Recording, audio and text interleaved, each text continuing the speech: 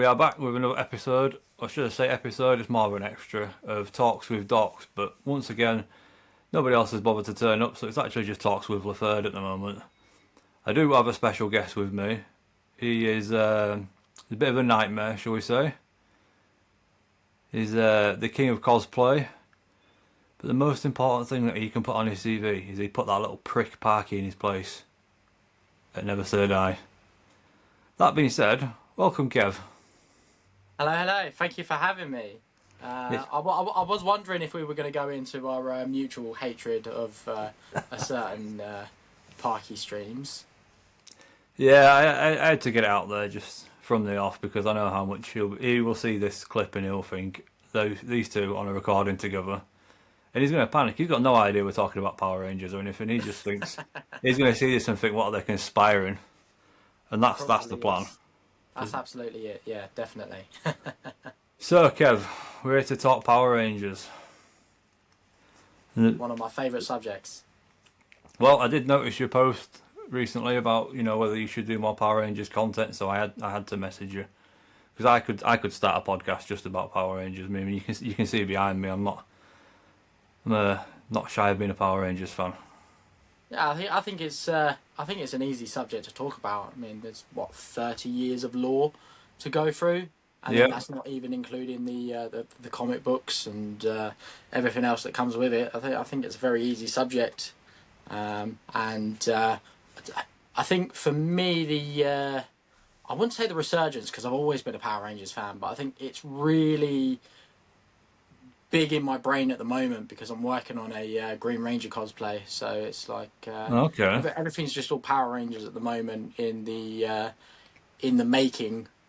So I just decided, screw it, let's just bombard my followers with a load of Power Rangers. They've had to put up with plenty of wrestling, so we'll switch it up to Power Rangers for a little while.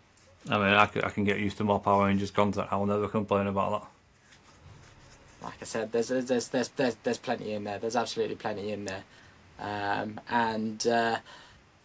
think it's another one of those where once you deep dive, I mean, it's similar to the world of wrestling when you start talking about it in the sense that once you deep dive, there's so much you can go into, and you just keep going and going and going and going and going. Yeah. It's not just a TV show, is it? It's become like a whole franchise, like an MCU equivalent, basically. There's so many different media platforms that it can be on now. It's not just a case of watching a couple of people in campy costumes jumping around on a TV screen now. No, that's it. And I mean, technically, isn't it the original MCU? All stories end up intertwined at some point. There's always the team up episodes. For a long time you had like the old team would always appear in the latest season as well. It was a nice touch, and that's the original version of Infinity War and Endgame for me. That is, you said it right there. That Endgame scene where they all come through the portals. That's how I feel when it comes to a team up in Power Rangers. Yeah. But they set the bar for that, didn't they? Really? Oh, absolutely. And then they smashed it out of the water with the. I think the mass one in Megaforce. Like, I hope you didn't hear that. I've got no idea. Mate, my fan's going mental right now, so I'm thinking you can hear my fan. You might have to edit out some of a cat being shouted at outside my bedroom, but I won't be doing the editing, mate. Don't worry, I don't know how to do any of that business. We've got Kurt, Woody, and Ryan for that. Right, fair enough. But yeah, I think the big team up episode in I think it was Super Megaforce. Yep. The legendary battle, yeah. The legendary battle. Like I think that's pretty much the only episode I watched from Super Megaforce. Was the legendary battle, but I think no matter what age you were, I think every Power Rangers fan became a kid again during that episode. Yeah, it brought like generations together, didn't it, for that episode? Absolutely. And some of the footage they used, you even had some of the Super Sentai characters that never never got a Power Rangers story, so you even had like, oh, I wonder what their story is, and Yeah. like I said, that's the original Endgame for me. Yeah, I agree. It's just something about it, isn't it? About the Power Rangers. Like for me, they are the superhero. Yeah, yeah, and I completely agree. And I mean, you know what? I was 5 when Power Rangers came out, so really and truly, the Power Rangers were probably the first superheroes I got into. Okay. So they probably started the obsession with the Spider-Mans, the Batmans, the X-Men, the Fantastic Fours. So I mean, you know, if anyone asks who my favourite superhero is, I'll always say Green Arrow. But I think my first ever favourite superhero was probably the Green Ranger. Yeah, yeah, yeah. So do you start with Mighty Morphin then? Yeah, Started for it yeah, straight from the beginning. straight from the beginning. Wow. I think I caught the. I think I caught the first episode because I seem to think I seem to remember. I think it was on. This. I'm showing my age now, but I think it aired on Live and Kicking, which was a Saturday morning TV show. Right. Where I had like a load of other programs on as well. And then like Power Rangers started on there, and it was just like, you know, Alpha put together a team of teenagers with Yeah. attitude. It was just like, Man, you know what, I'm mate, getting I'm going to be a goosebumps because I can teenager with hear the theme attitude. tune as you're saying it. That's it, right? That's exactly it. And then that riff. I'm definitely into the music I'm into because of the Power Rangers. It's that song is on my playlist that I listen to when I'm driving. Oh, the girlfriend hates it because when that comes on when I'm driving along, I put it on full blast. Full She's just volume, like, mate. what am I doing? What am I She, doing? you need to have words with her because I do it, and Neve, she loves it. She says she gets that song stuck in her head to the point where she knows the lyrics now. I think as well when it comes to the theme songs, I think it's an indication of how strong the season's going to be as well. Yep. Because I think when they've really put in some work on the theme song, you end up with a really good season. Okay. And I think some of the theme songs can be a bit hammy, and you start thinking, wow. Which one's you on about there then? Because we What, might the have a hammy difference of ones? opinion here. Yeah.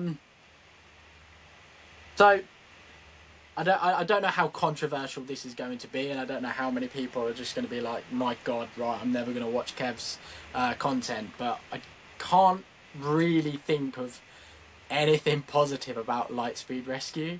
Oh my. Like the theme is it's basic. It's not as fun. It's just a lot of yelling Lightspeed. Yeah, I feel like the theme that they tried to sort of copy like a Shield vibe from Marvel, like it's government run And this is the thing. I think this is why it's one of my least favourite seasons, is because we went from having this mystical ancient power that, like, you know, anyone could be capable of attaining as long as they were the right person. Yeah, So all yeah. of a sudden it was this You're a government firefighter, you're a Red military Ranger. sort. Yeah, Yeah, and that's it. yeah, You know, yeah. you had to be a hero in your normal life to become a light speed ranger. Yeah. I think they just, because they took away the element of that. Albeit relative, because the Titanium Ranger didn't actually do no, it was just a relative. Yeah, exactly that. I mean, Titanium Ranger. I'm pretty sure Titanium Ranger. This is another thing that makes me laugh as well. Looking back on things, is, I mean, my favourite Ranger is the Mighty Morphin Green Ranger. Okay. I mean, I agree.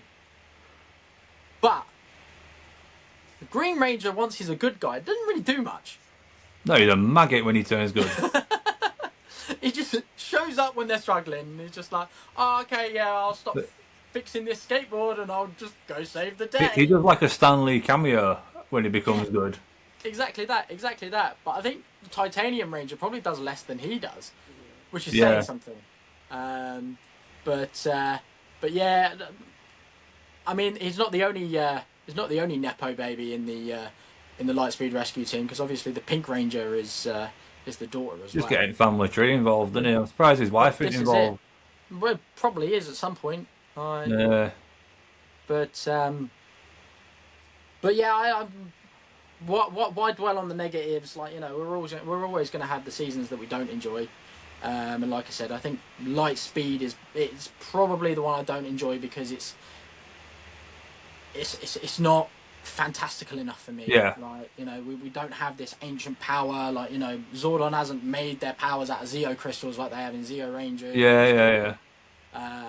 Like, I mean, that's another interesting one as well. I don't know if the structure of this is supposed to be me just rambling on. Oh, but, mate, you go for it. I am all for this Ranger discussion. The interesting thing, I don't think a lot of people question what happened to the Zeo powers because Turbo just appeared like that, and it was only really during this rewatch, because I probably rewatched, like, especially the Zordon era of Power Rangers, probably rewatched about 5, 6, 7, probably 10 times in my life, but it was only really during this one where I was really paying attention and noticed that it's never explained, but it's hinted at as to why they stopped using the Zeo powers.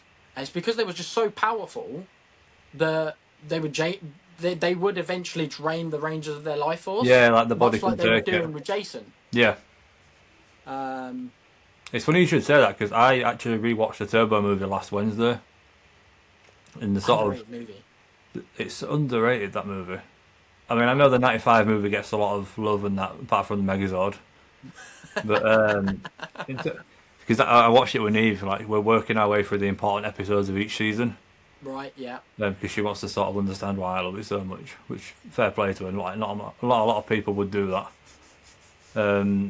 So we watched the Mighty Morphin movie, and you see the Megazord, and you think, fucking hell. But then you see the Megazord in the Turbo movie, and you're like, that makes you believe that was real. Well, this is it. You know, you sort of think to yourself, where was this a couple of years ago in the Mighty Morphin Mighty Morphin movie? Yeah, in the remake, yeah. I couldn't understand just how even back then as a kid, like those graphics were worse than you were getting on the games consoles back then. Yep. Like it did kind of remove that last few scenes, especially when, like, Ivan Ooze turns into, like, the giant monster. Oh yeah. And the Megazord. You sort of lose yourself from there. It's a fun film up until that point. Takes away a bit of the magic, doesn't it? Yeah. But I think with Turbo, I think it's, for me, the better of the two films. Mm-hmm. I think it's more enjoyable as well. Okay. But I wish they would have explored evil Kimberly and evil Jason longer. Yeah, they sort of brought them back for the movie, but then they didn't really do a lot with them. No, like you could have just they put them turned back to to good quite quickly. Yeah. Right. And I don't understand. I'll try to explain this to Neve, because we're obviously watching it, and you watch it as an adult, don't you? And you started to notice shit you wouldn't notice as a kid. Yeah. So, like, for a start, the Yellow Rangers' weapons, they're just giant belt buckles. Yep. But then, like, Bulk and Skull turn Russian. And that's never explained. Yeah, that's right. Yeah. You just never get an explanation for it. I mean, I get the comedy character and everything, but like you said, with Kimberly and Jason, they could have just not even involved them, and they could have done that exact same plot line with Bulk and Skull. Yeah, true. And they could have got away with it because they was under the spell, so they wouldn't have realised it's them that's the Rangers sort of thing. Yeah, and did you notice that Jason didn't even need to... Whereas Kimberly, it was sort of like her previous relationship with Tommy sort of brought her back to the light side. Jason didn't even have that. It was just one minute he was evil, and then he must have sneezed and he was a good guy. Yeah, he got a bit, like, confused about life, and then he was just suddenly alright again. The curse was never lifted. It just... And it's not like you even had that internal struggle where Jason... It turns out Jason's so good. Like, you know, the evil curse... Yeah, it can't have all doing forever. Yeah. You don't even get that. You just get, oh, he's good again now. Yeah, he's good again. Come climbing to Megazord. Yeah, that's it. But having said that, you know, I just bashed a movie that I said that was really enjoyable. it is enjoyable, isn't it? But like when you're such a die-hard fan, and you know you're into the lore and the culture of it, then that's when you start to pick faults, don't you? Because you want the continuity.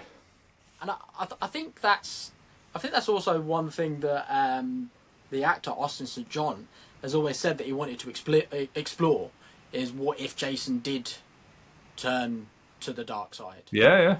I think you had Tommy who came in as a bad guy, and I honestly think anyone that's a big diehard Tommy fan, I think they're a fan because of how much of a threat he was to the original five. Yeah. In In fact, it took 5 of them to have him. Like, well, exactly. I mean, it took 4 or 5 episodes, and it was just like, and like I said, being a 5-year-old kid waiting every weekend to find out how the Power Rangers were going to take out this really cool Ranger with the much better look. Like, he's got a dagger that's a flute. Like, when I first watched that episode, because I started with Zia, because I'm a bit younger than you, so I started with Zia. Then just you sit on TV watching bits and pieces at it, so it doesn't really make sense. But I remember we had like VHS tape, and we had the whole Green with Evil Arc taped on that. And I remember my nan and granddad's house watching that tape, and when I seen Tommy teleport into that command center and basically fuck it up, yeah, and then he did that evil laugh. I remember 5-year-old shitting myself and going hiding behind the armchair. yeah, absolutely. Thinking this guy is absolutely serious. He's just gone and battered 5 Power Rangers and destroyed everything. But again, it goes back to how much of an influence Power Rangers has had on me, because as much as Green Ranger was terrifying for me, and as much as I wanted to see the other 5 take him down, he was so cool. And he was way cooler than the other guys. And I think that then probably ignited what led me to my favourite Star Wars character is Darth Vader. Even as a kid, my favourite character was Darth Vader. Yeah. And it probably was just how cool and how powerful Tommy was as the bad guy that created this subconscious love for the bad guy in all the other media. Yeah. Like, I mean, even if you want to flip it and bring up the wrestling side of things, big Cody Rhodes fan, much prefer Cody Rhodes when he was in Ring of Honor and New Japan as a bad guy. Right. As much as it's fun right now as a good guy, and it's the same with Tommy. As much as it was fun seeing him as the White Ranger, the 2 Red Rangers, Black Ranger, Tommy at his best was always those first 5 episodes when he was the bad guy for me. Oh, yeah, I agree. Even like, I love Zio as well. Like, but it was a good season, but one of the stronger episodes was when he was like evil king for a day. He was like the evil Red Ranger for a couple of episodes where they had him think that the Power Rangers were bad or whatever, and you could see even then he was a menace. Yeah. Like, even Jason with his superior Gold Ranger powers could not touch him. Yeah. Yeah. And it's not like the Machine Empire gave him any extra power weapons, because if he'd turned good again, they could have used them on him. And that's the thing. And I think, and again, I don't want this to just turn into a Tommy Oliver love fest, but I mean, we could do an episode separate for that, don't worry. But I just think because he's just such, you talk to any Power Ranger fan and they'll probably say, like, most people's favourite Ranger will be Tommy. Yeah. Whether they got into it like you from Zeo, or whether they got into it from Turbo or Dino Thunder, like whenever Tommy was part of the team, Tommy stole it. And I think that's because Tommy was the ultimate Power Ranger. And I think he's more unstoppable as a bad guy because you take those rules away. It's like Homelander is basically evil Superman. Who would win the fight between Homelander and Superman? Homelander would, because Superman's got rules. Yeah. And I think that's the same with Tommy. When Tommy's under these evil spells, Tommy's unstoppable, no matter how powerful a team he comes up against, because he has no rules. Yeah. And he has equal power. And some people might argue that the Red Zeo Ranger is not as powerful as the Gold Zeo Ranger, and when we talk about the powers of the Ranger, yeah, that's true. But when we take into consideration who is under the red Yeah, helmet, then if we were talking about like in a video game XP levels, yeah. then Tommy has higher XP Yeah, than he Jason does. does in the Yeah. first place. Have Having you? said that, Jason's not far behind him. No, I think what probably goes against Jason in that argument is that he had a few years out. Yeah, I mean, I know yeah, Tommy had some time out between green and white, but when he came back as white, he was in it for like a solid 4 years or whatever. yeah, yeah.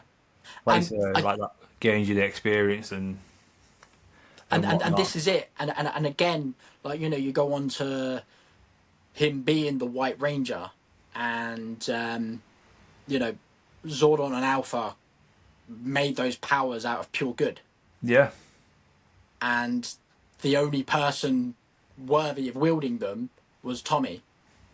Which, again, if you think about it, how did he overcome Rita's original curse?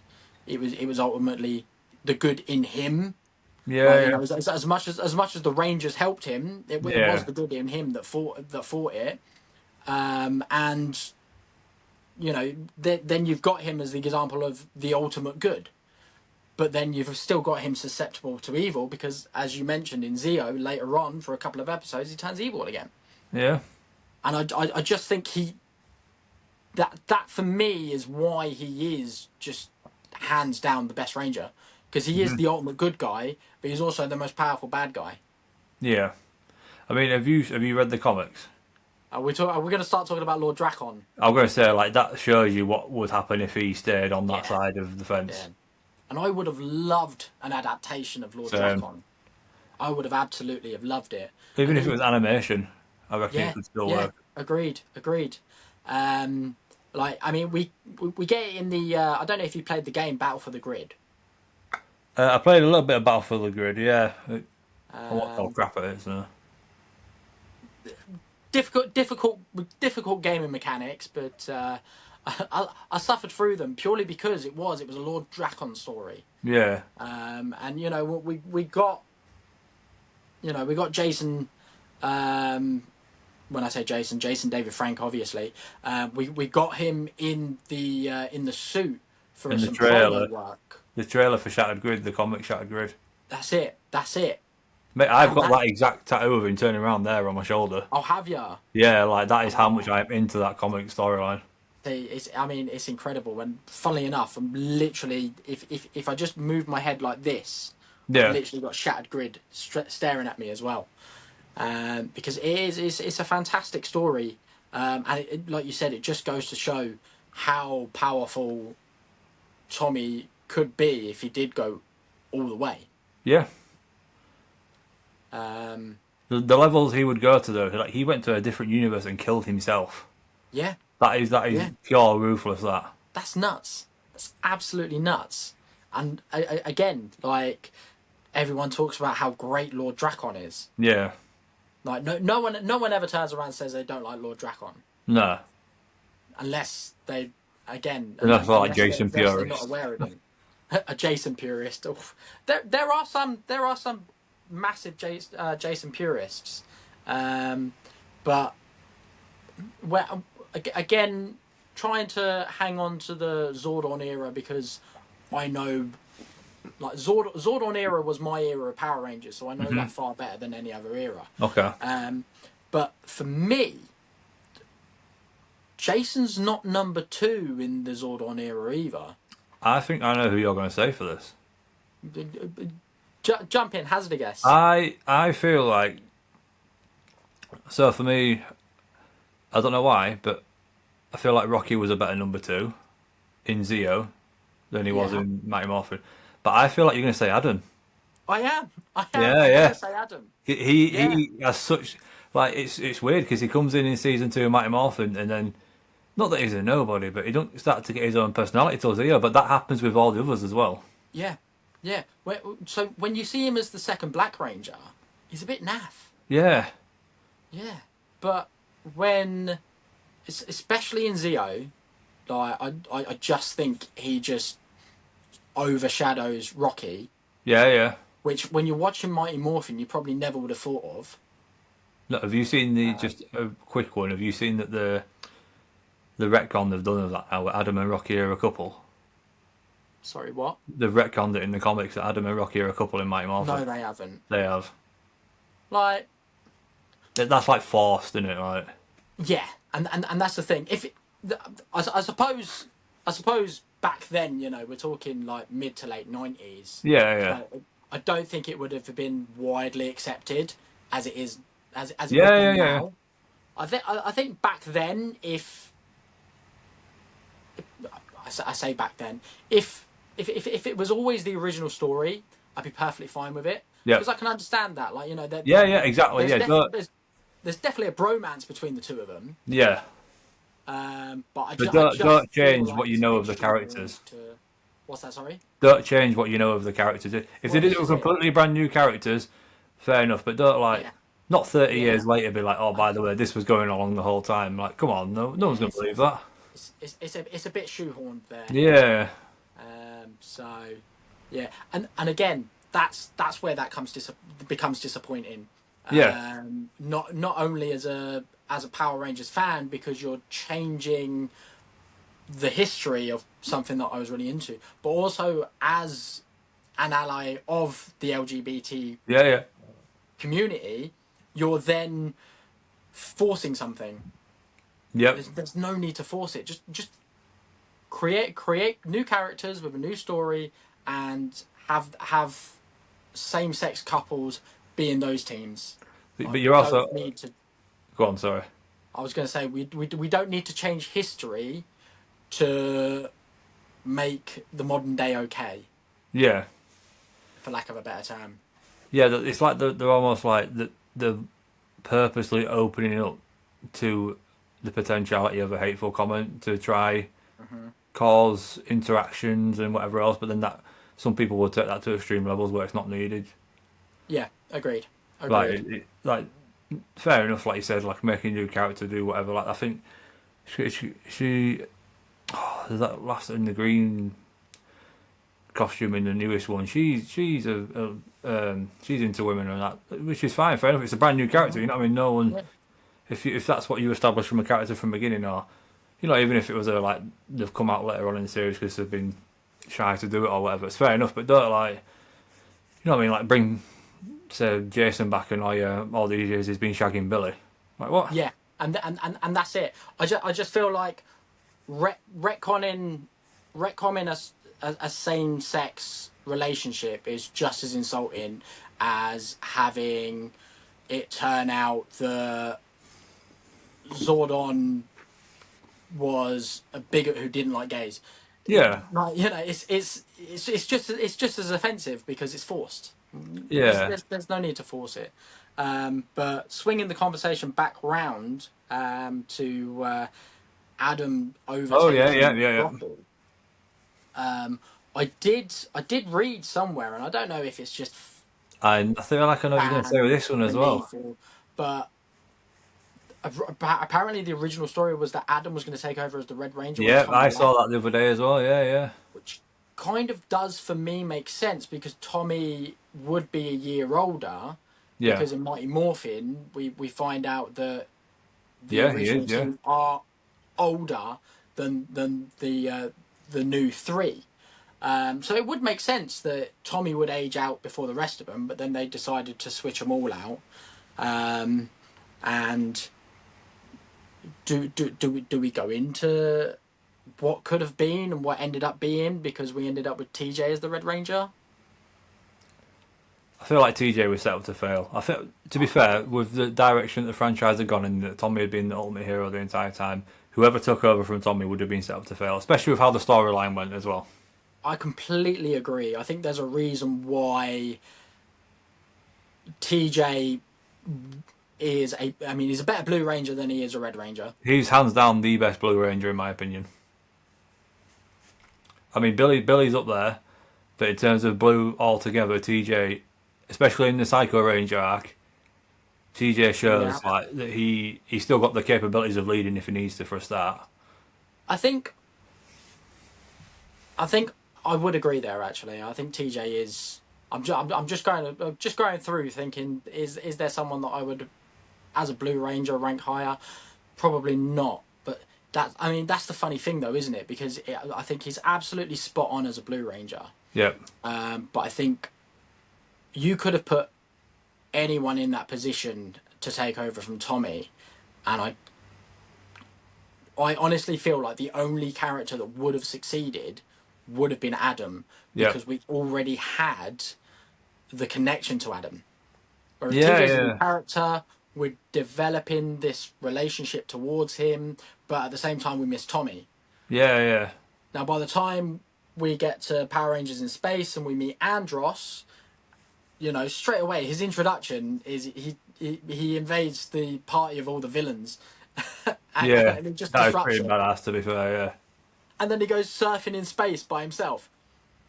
So you're already introduced to, okay, this is a cool new Red Ranger. Considering I didn't like the last Red Ranger, because the last Red Ranger was TJ. Yeah. So Andros has already got an advantage over TJ. And I think Andros was perfectly positioned, and TJ was unfortunately positioned. Yeah. If that makes any sense. Yeah, it does, yeah. Because I think Andros is... I think he's such a cool Red Ranger. I think he's, something completely different. Like the whole in space story arc I thought was kind of fun. Unbelievable story. And the having to save Zordon. Again, it just created something new. Alpha, the Alpha reboot, as I call it. Oh yeah, I think that was quite fun. Although that was the second one. He talked slightly differently. Third one, Turbo as well, wasn't he? Yeah, so he like had the original Alpha, and then he sort of changed in Turbo. Yeah, he did. He went off with Zordon, and Alpha 6 came with Dimitri. That's right. It was more like a high pitched, like hip hop sort of Alpha, wasn't it? Yeah. Yo, Ranger. Yeah. And I think then we got another Alpha, and then it was the same one, but it got his voice box damaged or something, so they had to repair it. That's right. It was the same Alpha, but they changed his voice changed because they had to repair his voice box, wasn't it? Yeah, because they didn't want to tell us to hire a different actor. Yeah, that's pretty much it. Pretty much what it is, isn't it? Yeah. But yeah, I thought In Space was a great storyline, and again, I think it also helped me warm towards what were the Turbo Rangers. Okay. It's the same situation as when the new cast took over season 2, Mighty Morphin. It's always hard to replace someone mid-season. I know Mighty Morphin was season 2 or whatever, and at the time you wouldn't have realised it was 2 separate seasons, but like if you're taking over the colour from someone who's the exact same colour and same, you just carry on the story, it's always going to be hard. Yeah, I think they did well with switching Kimberly and Kat, because at first you weren't too keen on Kat, and then Kimberly broke Tommy's heart, and that was it. You were done with Kimberly. You were just like, nah, you don't do that. You don't do that to my boy. But in the movie that wasn't really addressed, which was kind of annoying. This is true. Again, the way Kimberly got over her, the curse that she was under, was reminiscing her feelings for Tommy. Yeah. But you broke Tommy's heart. Well, like why is Tommy even bothering with you? There's a nice little when he's trying to talk her down and that, and he takes his helmet off. It cuts to Kat, and you can see her looking to the side, and you can't see her face, but you think she's side-eyeing Kimberly, thinking, "Fucking doing with my man. You broke his heart in the first place. Don't try to come back now." And that's it. Absolutely. And I think, again, watching that as a kid, you don't notice that sort of thing. No. Watching that as an adult, you're just like, hold on, Tommy, what are you doing? Yeah, Tommy, like, you absolute flag. But I mean, that again, like, we talk about Tommy and Kat. Now, obviously, I think it's in Turbo where we get the flash forward and we find out that they get married, and it's Zeo. It's a Christmas episode. That's right. It is. Sorry, it is. Yeah. We get the flash forward. They're married. They've got a kid, and it's is it on purpose that the two characters that both came in under Rita's spell, No, ended yeah, up yeah. being the golden couple of Power Rangers. Yeah, Rita knew what she was doing all along. She was just matchmaking. That's what she was doing. Just Cupid Rita. That's what it should have been. Why are you on about the subject of Ranger couples then? Is that your Ranger couple, like the... I think so. I think I loved the will they won't they between Wes and Jen in Time Force. I fucking loved that one, me. That season Right. for that. For a TV show about for kids and superheroes, they did a romantic storyline very well with that. Yeah, absolutely. Funnily enough, like I said, I'm trying to rewatch everything at the moment, and I've just finished Time Force. And again, when you rewatch things, you notice things, and like you sit there, and Wes says goodbye to Jen, and Jen says goodbye to Wes. It's just like 40 episodes, and you didn't even get to kiss the poor woman. Yeah. Yeah, like I said, I do love that story arc of like you spend so many episodes wanting the two of them to get together. Yeah, you do, yeah. You become invested in it, I feel like even when you're a kid, you become invested in it. Yeah, Like, 'cause you want your completely heroes to agree. have a happy ending. Completely agree. And I mean, let's. I know we're talking about Power Ranger couples at the moment, but let's just mention for a second just how great Wes goes from the beginning of Time Force to when it's at the end of Time Force. Yep, what a character development that is. Yeah, like he starts off and he's absolutely clueless, and I'm thinking, how is this guy a Red Ranger? And then by the end of it, you're just like, he's probably a top 5 Red Ranger. This is exactly what I said to him when I met him last year. Did you meet him? He was is it Sutton, somewhere down south, and he did a thing, and the only Time Force part of my collection, I've got like 4 Q-Rexes. So out of irony, I took a Q-Rex morpher No and way. got him to sign it. He was that buzzing about it. He took a picture and video and put it on his story with me in it, saying, tagging the actual Quantum Ranger, saying, "Just signed your morpher." He says, "I'm a better Red Ranger than you." And I was talking to him, and I said, like, your character arc was ridiculous. Like to be like the little posh kid that didn't want to do anything in the first episode to that final episode where he's taking on thousands of Cyclobots. Yeah, yeah. That was unbelievable. That. Completely agree. Completely agree. I think for me, he's probably got one of the strongest story arcs. Like over We're one getting dark season. in here, isn't it? Bloody hell! Christ! I thought we were getting a little intimate. Just We were set talking in the about mood, yeah. couples, and then suddenly the lights went down. I do think that Wes has one of the, if not the best, like finding himself as a ranger Yep. sort of stories. But yeah, again, sidewind, going back to the original question about couples. As much as I do love Wes and Jen, again, like younger people will say it's nostalgia bias. I'll say it's bias because he's my favourite ranger. I think Tommy and Kat for me are the golden couple because Tommy's the golden child. Like Tommy is the Power Ranger. Yeah, he is. Yeah. And again, bringing back to Wes, I think when we talk about powerful rangers, I think Wes has got to be part of that conversation. He does. Because again, what he might lack in power, you can see when he's taken on hundreds and hundreds, and like he's getting knocked down, but he keeps going, and that's got to impact the conversation of power. Because at the end of the day, if you keep hitting a guy and he keeps getting back up, you're not going to be able to defeat him. Yeah, it's got to count for something. Like, Absolutely. Like, two of the things for me for Wes is that there's an episode where he's one of the only few Rangers to have their helmet smashed and you can see in the visor. Mm-hmm. And he just gets up, looks at his own dad, shrugs it and carries on going. Yeah. But then, that episode at the end where he's got the Quantum Morpher and he's got his weapons, he's got the Quantum Defender, and that is like, that guy would literally take on the universe to save even just one person.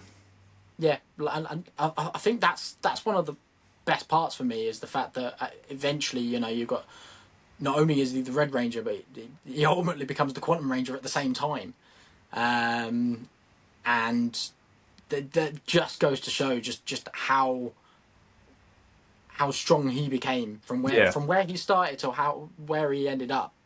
Yeah, absolutely amazing. Absolutely amazing. The only thing for him that goes against him is he, in my opinion, his battleizer compared to the Quantum Ranger is naff.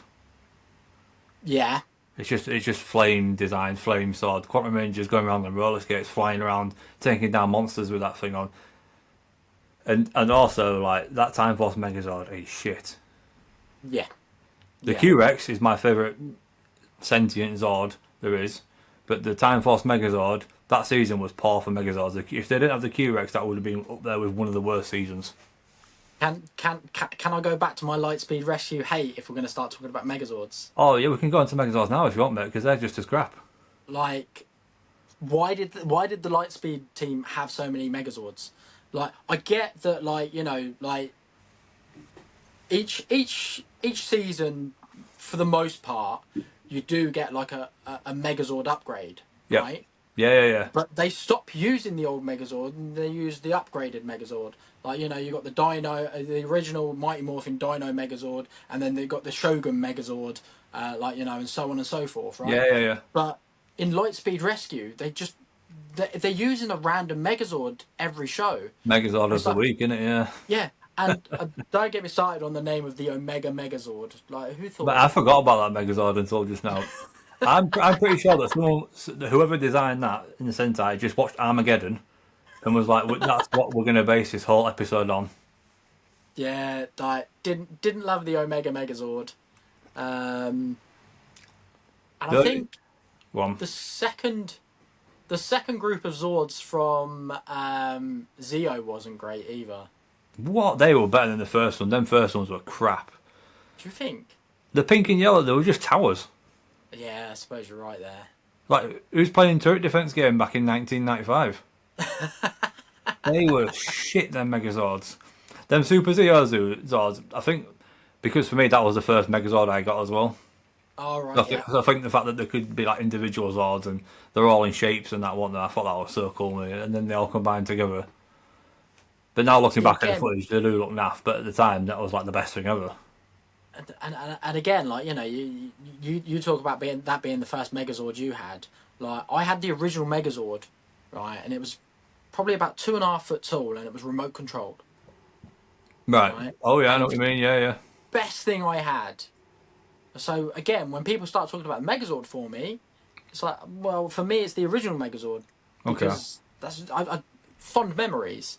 And again, people will always go on about nostalgia bias, etc., etc., etc. But that's what makes them my favourite. Yeah, of course, yeah. I'm by no means sitting here and saying they're the best or like, you know, they'll beat any other, but it's my favourite for a reason, and it's because, like, you know, you don't get remote controlled Megazords these days.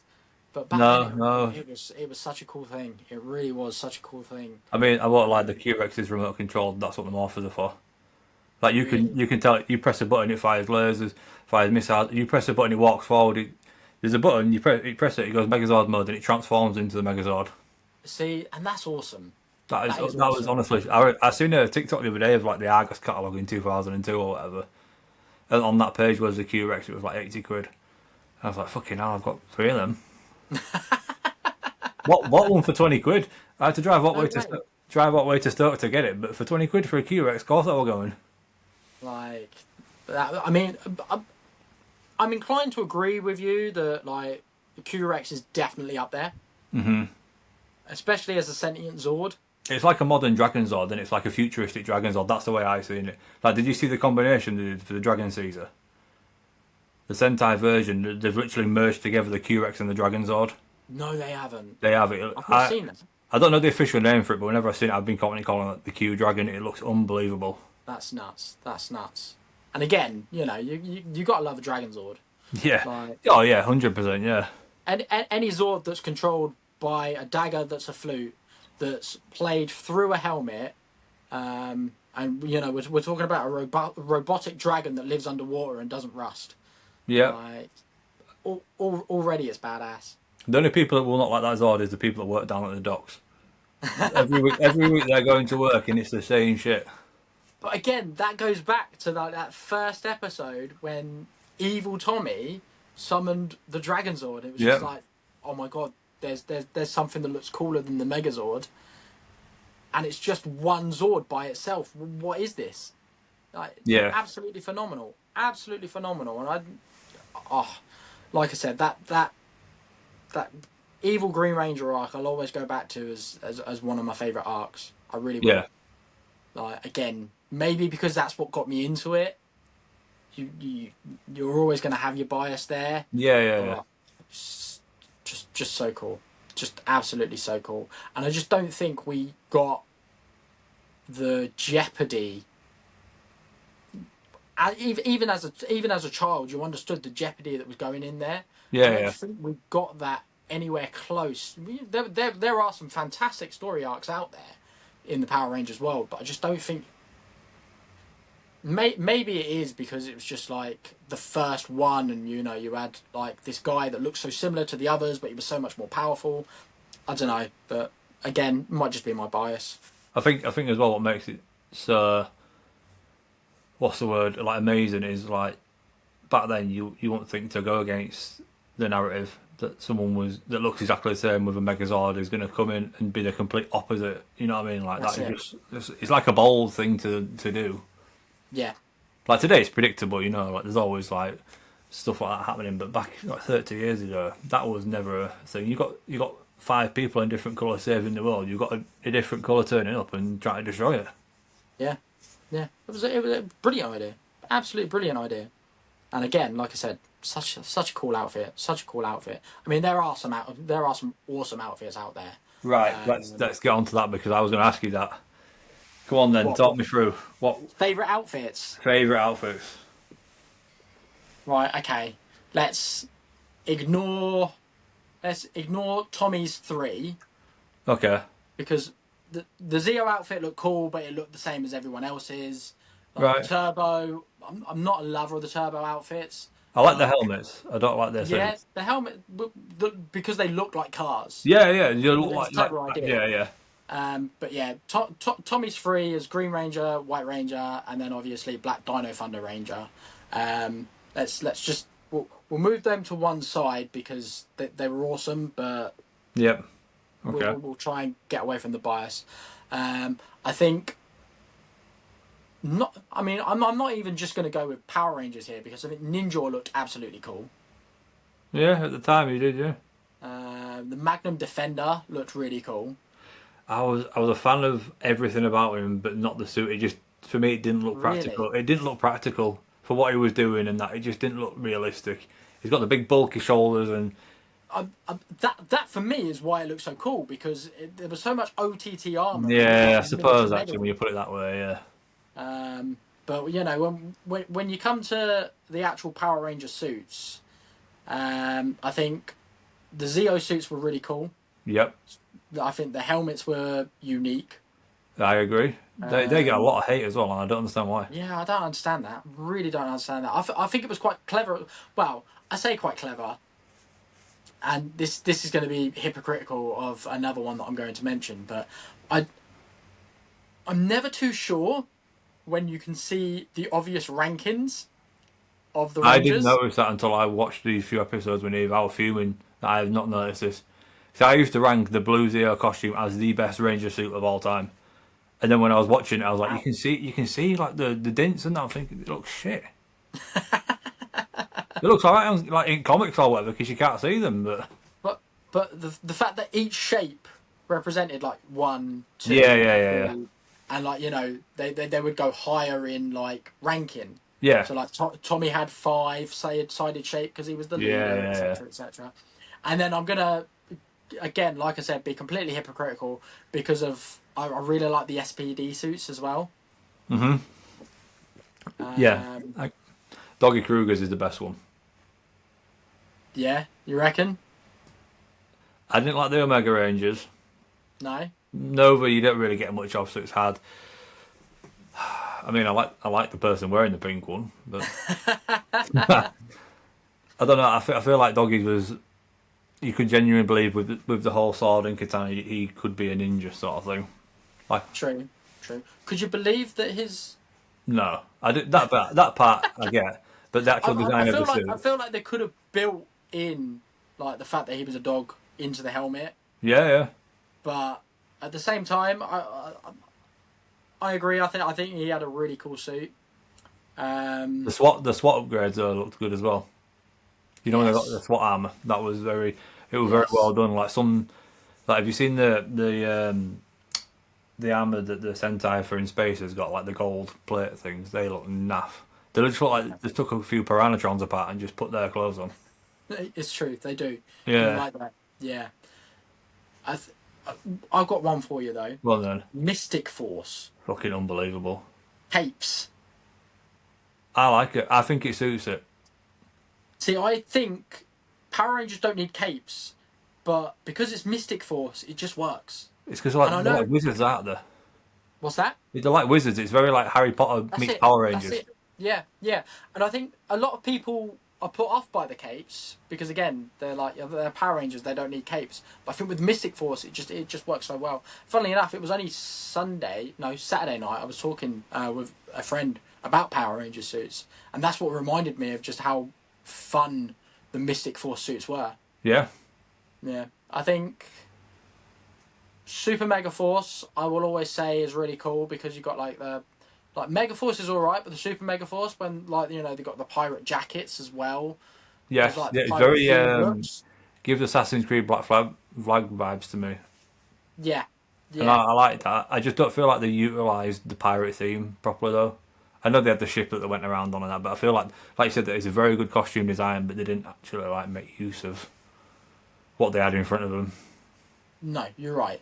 I think you can say that they were like Turbo. They were definitely Turbo Rangers using vehicles, Yep. but I think when we go on to later seasons and there's a theme, Yeah, it's yeah. sort of like, oh yeah, there's a theme for the aesthetic only. There's no actual real Yeah, no theme continuity to throughout the whole of it. Yeah, yeah. yeah, yeah. And I think Megaforce and Super Megaforce are perfect examples of that. Really cool that we've got Pirate Rangers, but they're just Power Rangers in pirate suits. They're not pirates that are Power Rangers at any time. Yeah, I think what was hard for Super Mega Force was because there was always going to call back to using different people's suits. It would be hard to make use of their own suits when half the episode is going to be wearing True. someone else's suit. This is true. This is true. But again, it's that nostalgia baiting, isn't it? Yeah, of course it is. Yeah, A lot of people will talk about how much they really liked Super Mega Force because of that. yeah, yeah. So it's a lose-lose situation because those that want to see Pirate Power Rangers are going to be disappointed because you don't get to utilize the Pirate Power Rangers. No, At the same time, those that are just like, well, they've got all those legendary suits and all these legendary powers, why aren't they using them all the time? Well, I think they went with the right direction because at the end of the day, I mean, if I had a morpher that could turn me into any Power Ranger, I'd be switching into as many as possible. oh, I But mean, not Lightspeed yeah. Rescue. Never Lightspeed Rescue. It depends. It depends. The Titania Ranger had a cool costume. Yeah, but it just goes back to the fact that he didn't really do much, did he? I He was in mean, a cave for a while. I think my bias towards Lightspeed Rescue rests on two things. One, that game they brought out for PlayStation was unbelievable. Like that was the first like proper, not. It was the first Power Rangers game where it wasn't just side to side. Yeah, I get And you. then they brought in the element of it could be two player. Then there's Megazord battles. And then two for me. Do you remember Jaffa cakes in round tubes? Because that was the first time I had them, and they were fucking unbelievable. Jaffa cakes and round tubes. Yeah, so like Jaffa cakes, obviously, like I don't have any here to show, which is I do. Jaffa cakes right now, yeah, I like that in a Yeah, they box. come in Yeah? square boxes. Yeah. Yeah. Before they used to be in like round like Pringles tubes, so they were bigger. You got more Jaffa cakes in it, but they tasted so much better.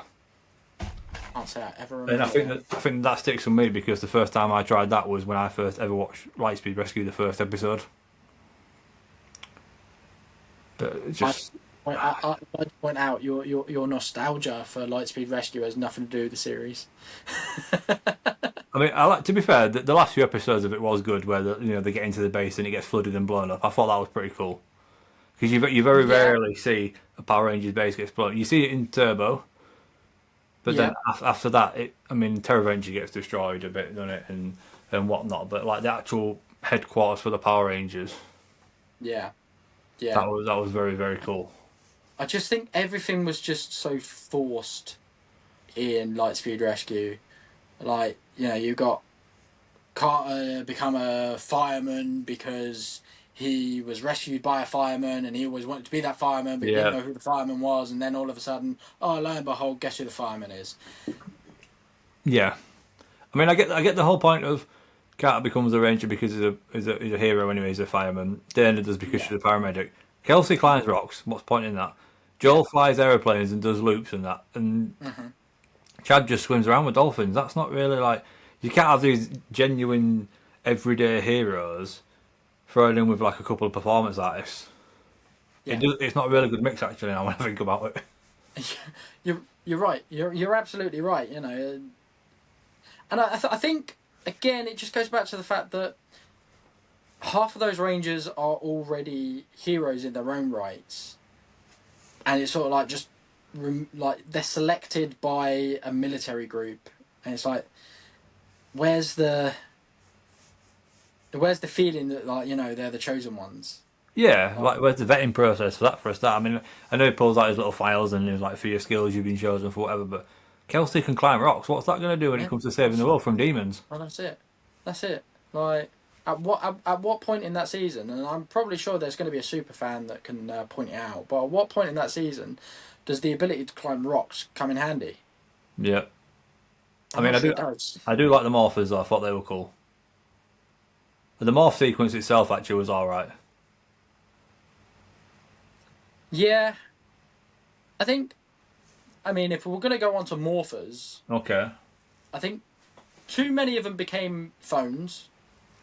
They used like a Yeah, phone design in too many of the seasons. that first I think the first phone they used was in space with the Silver Ranger, which I thought was naff. Yeah, agreed. I mean, and Agreed. then it was what Wild Force. That was pretty cool because like as the toy opens up into each individual animal or whatever, that was pretty cool. But yeah, Yeah, yeah. I do always like seasons where they had like a key in there to lock it in. So yeah, like yeah. Zeo Turbo. I think a couple of the later seasons went back to that sort of design as well. Right. And I always hark back to a video as well. Ironically, it's the guy that plays Wes, Jason Font. Jason Font, and he's sat next to Jason David Frank. They must be at like a meet and greet or something, Yeah, yeah, yeah. and they're practicing each other's morph sequence. Right. So they're doing the whole like time for time force, Yeah, yeah, yeah. and then JDF just turns to him and says, "Right, okay, my turn. It's morphin' time. That's it. That's it. That's what it is." Yeah, pretty much, yeah. And I think I do I think it was cooler to see like there be some sort of sequence Yeah, because yeah. even in like Zeo, they always just started with its morphing time, and then you sort of like got into the Yeah, yeah, yeah. like they'd start with their hands behind their back, and then they'd do the and then like Turbo, they sort of like had a car steer sort of idea going on, Oh didn't Christ, yeah, I couldn't understand that me. they? So I do think morphing sequences were a good idea. I think they were a bit more fun than just it's morphing time. Yeah. But I think some of them just got really stupid and just got a bit It started to convoluted. get serious in the season when the theme tune starts playing, when like the in the middle of the morphing sequence or when the Megazords are coming or whatever, and the theme tune hits. That's when you know it's going to go down. Yeah, yeah. Speaking of theme tunes hitting, Yeah. I'm gonna blast all the way forward to the rebooted movie Okay. when the theme song hits when they're all in Running in their the Zord. Zords for the first time. Like, I love the fact that they put the theme song in It's not the original. so out of place, and it wasn't even the original. No, I noticed that when I was like, it doesn't hit the same. No, no. They clearly shoehorned it in there because they thought it would be what fans wanted. Get a couple of little But points, yeah. it felt so out of place, and it wasn't even the original one. It was so gutting when like you don't actually get to see a proper it's morphing time. He just sort of casually says it in conversation. Yeah, yeah. I still to this day don't know how I feel about that film because I think there's some parts where it was enjoyable. Yeah, but I like the sort of maturity of it. Like it had like yeah, realistic, like modern day themes and problems. But yeah, like some of the stuff that they tried to do a callback to didn't quite hit. yeah, yeah. And then you see Tommy and Kimberly right at the end. And you think, well, why if you could get them for a cameo, why didn't they have bigger parts? Yeah, It would have been so cool. like the Megazord, you didn't really see it forming like you did in the original Mighty Morphin. You know what I mean? That was a bit. It didn't. The design wasn't as great either. It was crap. Yeah, Yeah. Alpha looked awful. Yeah, Zordon. To be fair, Zordon looked all right. Zordon didn't look too bad. I saw a fan casting of another Mighty Morphin movie. Like, Yeah. There's rumours that they're going to do one, isn't there? Yeah, They're going to reboot Mighty Morphin from the beginning. But there was a fan casting that Matt Berry should be Zordon. Right. Be a completely different Zordon, but I'd be there for it. If it was just like for one episode that something happens to Zordon and it turns into Matt Berry, it might be fun. Go on then. So we'll go through your top 5 of each of these. Top 5 seasons. Oh, Jesus. Top 5 seasons. Seasons, yeah. We'll start from the top. I think, and again, before anyone attacks me, a lot of this is going to be Zordon era heavy because that's my Power Rangers era. I think, for me, Mighty Morphin's got to be the top. Mm-hmm. And I think when we talk about because Mighty Morphin had 3 seasons, like Mighty Morphin season 1, I think the original is the best. I do. Has it aged well? Probably not. But I think, when we've got the original Green Ranger story arc, we've got.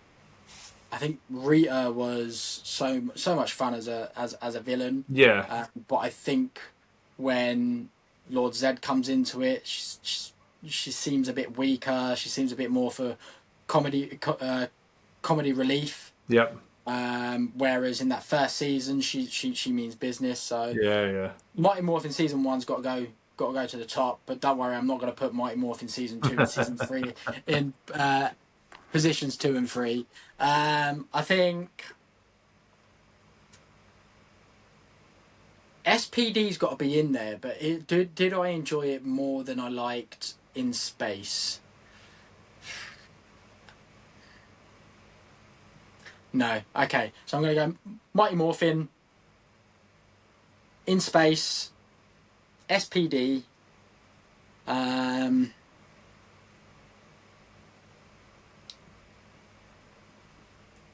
Zeo, and then Dino Thunder. Okay. I think Dino Thunder gets in there again just for a bit of Tommy bias. Right. I was so excited that Tommy came back. Yeah. Even though I was of an age where I'd we all went through it. Like, I'm too old for Power Rangers now. Yeah. Oh, Tommy's back. I'm gonna watch it again. So yeah, I'd say that's my top 5. But Okay. I'm gonna flip this over. You've got to do your top 5 as well. You can't just burden me with choosing 5. Number 1 for me is Wild Force, and that will always be Wild Force. Yeah, I'm disappointed I didn't put Wild Force in there now. You've got the suits, the theme tune. That theme tune hits hard. Wild Force. Yeah, Wild exactly. Force. Like when that's playing, not even like on the opening credits. When it's playing in like the middle of an episode, you're thinking, "Fuck me, it's going on." Yeah. The Zords, I like the design of the Zords. I like the CGI of the Zords. I like the fact that they're alive, and like the toys as well. The toys were such a higher quality because they were die cast rather than plastic. And the great thing about Wild Force is that the Wild Force team was led by a wild human being. Yep. They've got every Zord is like interchangeable. There's so many Megazord combinations you can do. Yeah. Like, you Master Org, you literally see him kill the Zords because the Zords are alive. Yeah. You've got the reinforcements from the future episodes. Mm-hmm. Then you've got Forever Red. I was just about to say, and then you got Forever Red.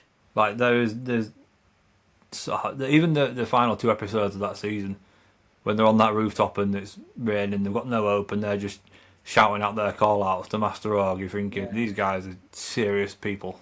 And up until then, how often do you actually see Power Rangers in weather that's not like beaming sunshine as well? Yeah, they might have an episode where it's snowing or something, or it's night time when like someone pulls an eclipse out.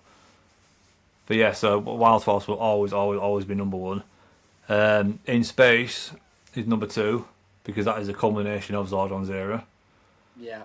And it's got the Psycho Rangers, and they are the best villains I've ever seen. Yes, Like, hands down best villains. like they've got some of the best suits as well for a start. Yeah. They've got a monster form. Mm-hmm. Like they take some serious beating, and that, like we said about TJ, like TJ shows that he is a capable number 2 and can step up when needed to. Yeah.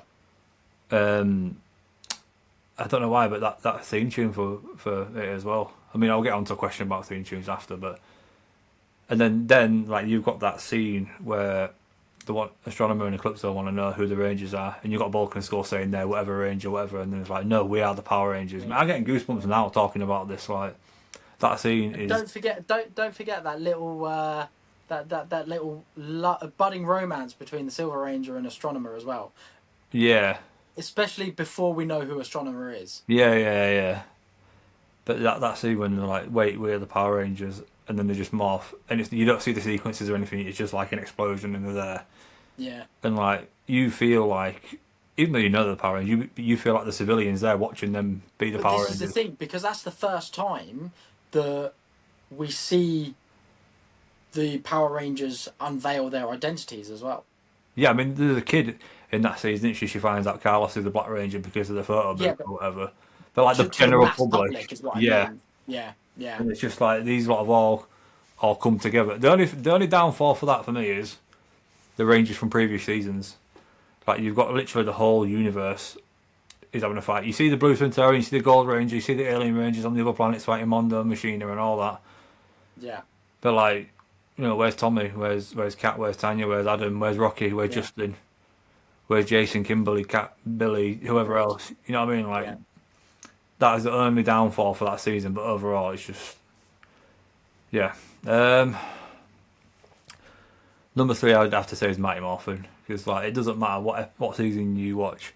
If you're feeling watching Power Rangers, you watch Mighty Morphin. Like, even that first episode, you don't even have to watch the whole thing, but you just watch that first episode, and it just hits you, and it's like it's the first time you ever watched it. Yeah, I think even to this day, from that first episode, as soon as it's that line, isn't it? It's that line where Zordon tells Alpha to find 5 teenagers with attitude. Yeah. As soon as you hear that in that voice, hairs on the back of your neck. Mate, we got him to say it. We had Zordon on for an episode not long ago. You did, yeah, that's right. Yeah, he did it, and I spent like the first 45 minutes just sat there, and Ryan's like, "Are you all right?" And I was like, "I've waited 32 years for this." I was like, I don't think you could put that into words. I was like, you're just in a conversation like we are now with Zordon. I was like, it's crazy. Yeah. But Mighty Morphin, that started it all off, and it's got to be. For I'm going to say Time Force. Again, I know I just like the Megazords that were naff and Wesley's armour, but I think the overall plot of that and the whole Jen's story arc of the fact, my mission was to bring you back. That whole scene was just crazy, and it rounded it off in a nice way. They all went back to the future. It's also Time Force is nice to give a Pink Ranger a bit of shine as well. Yes, yeah. I think it's so often that the Pink Ranger is just like almost like the little cute helpful Ranger. The damsel in distress. That's why I described it to Neve as the damsel in distress every time. Yeah, and then Jen comes along and she's just completely different. You get out of my way where she dickhead up and the morphers up and let us get on with it. That's it, right? That's 4th. So 5th is gonna be Zia. Like, the theme tune, the suits, the Super Zeos, it's just even the command center, like the command center that they have, and then you can see the tribute to the old suits behind them and the weapons and that is so cool. Yeah, you're right. It is. And I'm pretty sure that that's where they got inspiration from Iron Man from. You know, when he's got all his old suits behind Oh, him. absolutely. Like the first time I saw that, the first thing I thought of was Oh, it's Power Chamber, it gets called, doesn't it? the Yeah, setup. Yeah, the setup of the Zeo power chamber. It's the first thing I thought of. But yeah, they're my top five. And I mean, Ninja Storm is. I feel like Ninja Storm goes under the radar a little bit because of the controversy. Yeah, yeah, of course, yeah. And it's also like one of the only seasons with. Oh no, it's Dino Thunder has five, but the fact they get two evil rangers and they've got like. Yeah. And this is the problem where you asked me my top fives. Yeah. And straight away you mentioned Wild Force, and then I'm thinking, right, how was that not in my top five? Then you mentioned Ninja Storm. That could easily be a top five season as well.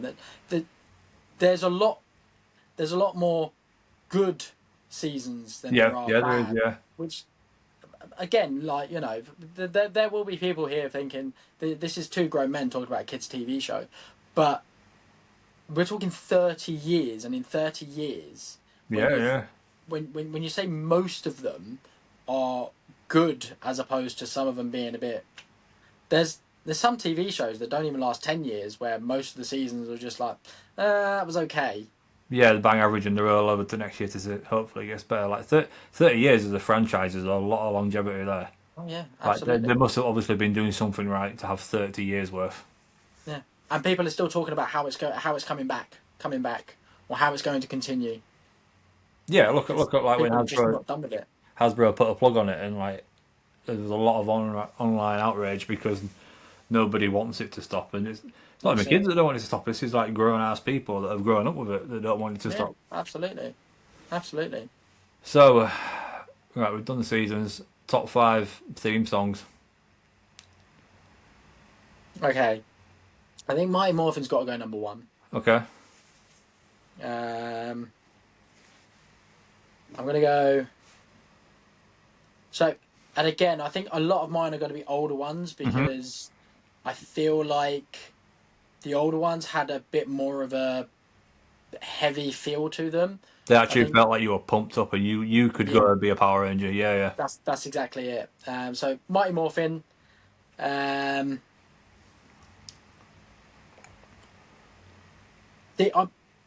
not sure if I'm wanting to say Wild Force as second because we've already spoken about it and it's been in my head ever since we spoke about it, or whether it is actually my second favourite.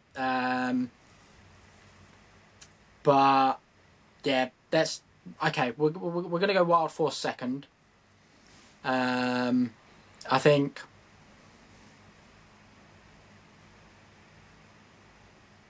Zeo has to be if I'm putting Mighty Morphin at 1, Zeo has to be quite high. Yeah. Because they're so similar, but so different all at the same time. It's the fact that when he says Zeo in that high pitched voice at the start, you just know it's. Yeah. And then you get the whole Go-Go Power Rangers part. Yeah. And then towards the end of it, they go back into the original. So yeah, okay. So Mighty Morphin, Wild Force, Zeo, Lost Galaxy. Yes, what a fucking tune that is. Yeah. When they go power up mode in like Orion, mate, that when that hits there, that is when it's serious. Yeah. Not even the opening credits is when that happens. Yeah. And again, it goes back to what you were saying earlier on about sometimes it's not just about when these hit during the opening credits. It's when it hits during the episode, and you think, this just got turned up to 11. Yep. Fifth. Oh, it's so hard to put so many. I'm going to struggle with 5 to be honest with you. I know I've put Wild Force in there anyway, so this is breaking a rule, but do I stick to my Zordon era and just pick another Zordon era? No, if you want 6, you can have 6. If it's going to be easier, because I could easily pick 6. I don't know. I think I could pick 7 or 8, to be fair. Well, I could pick 11 at season. See, I'm tempted to pick Megaforce because it's a combination of all of them. But at the same time, it's a bit messy as well because it's a combination of all of them. Yeah, it's a bit. Yeah, I get what you mean. Yeah.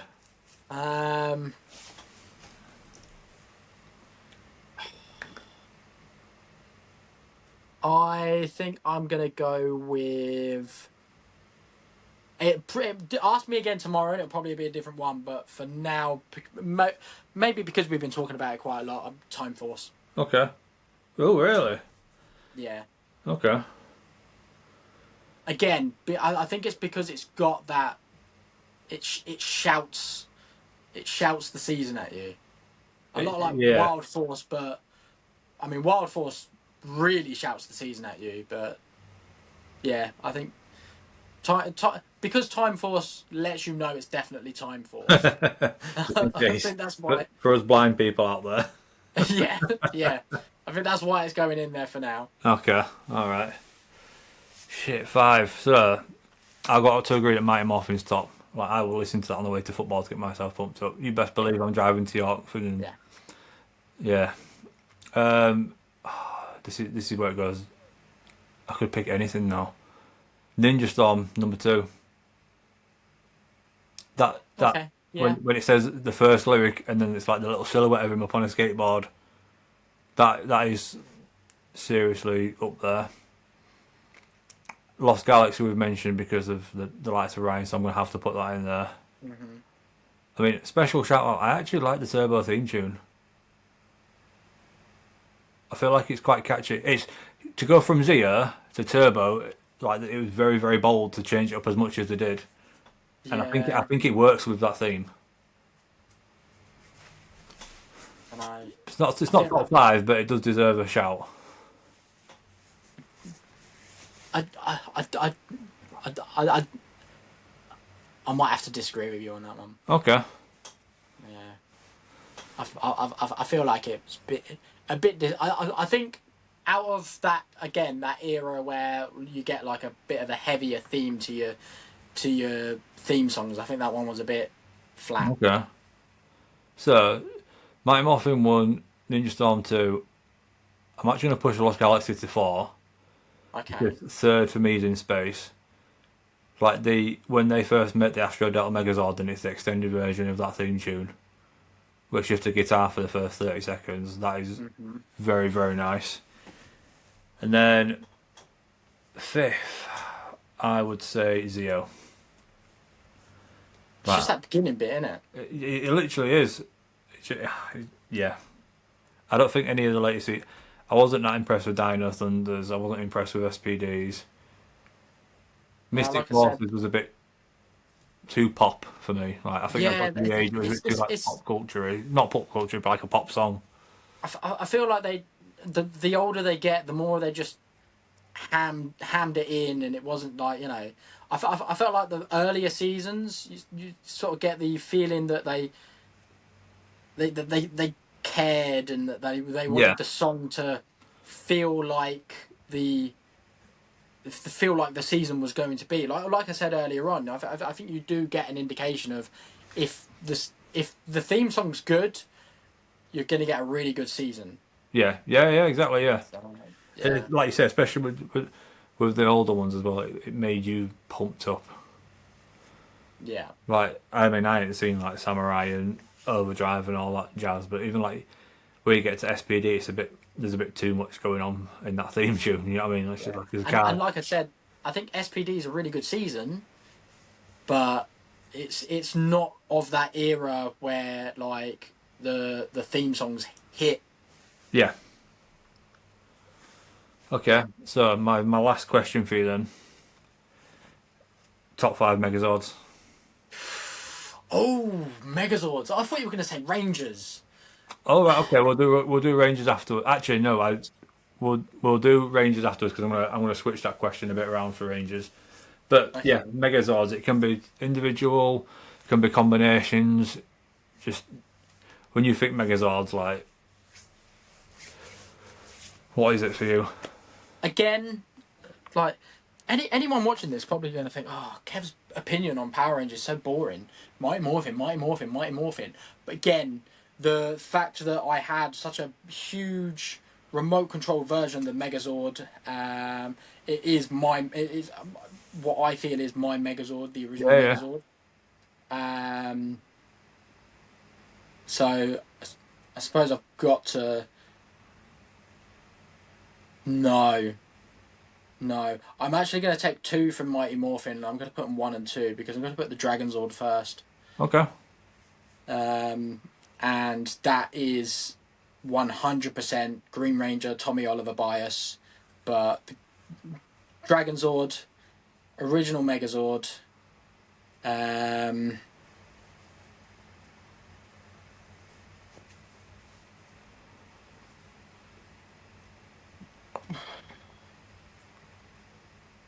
Again, might be because we were talking about it with such fondness earlier on, but I think the Wild Force Megazord's got to go in there. Yep, I agree. So we'll put that at 3. I think.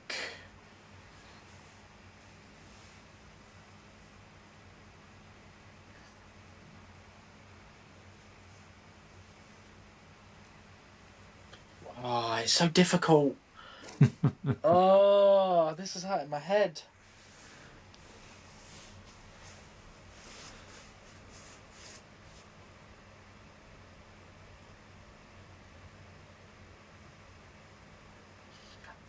So you said we could include individual Zords, right? Yeah, if that's what you're going to do, mate, yeah. Yeah, I mean, technically I already have because I put Dragonzord in there. Oh, yeah. Do they have to be Zords owned by Rangers? No, it can be Zords owned by... You thinking of Catastrophe or... No, actually, I was thinking of Serpentera. That's a fair shout. There's a Zord, isn't it? Yeah. Okay. Okay, I'm going to throw Serpentera in there. It's very Mighty Morphin biased, this one, isn't it? I think it's because the younger you are, the cooler they seem. Yeah. And let's throw in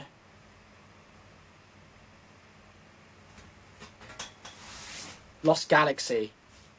Okay. The Lost Galaxy Megazord or the extra one? The Megazord. Okay. Yeah. I think purely because you had the feeling that the Zords were sentient beings as well. Yeah, you did, yeah. So yeah, there you go. There's my 5. And again, ask me again tomorrow, and it probably might even be completely different. But on the spot, they're the ones that come to mind. Okay. So 5 for me is Wild Force Megazord. He just looks like the whole eagle thing. It looks like it's wearing a crown. You know what I mean? Like that is so cool. And the fact that the Zords are still alive whilst it's in Megazord mode as well. Yeah. And again, the combinations that that thing can do is just ridiculous. Mm-hmm. I wasn't a fan of Animus, but I like the idea of it being it can talk and it's like the god of Megazords or whatever. But number 2 is going to be the Q-Rex. See, how did I not think of the Q-Rex? After we were talking so much about the Q-Rex. This is the problem. There's so many that you can choose from. You're always going to forget at least one. Yeah, it's easy to pick crap ones. But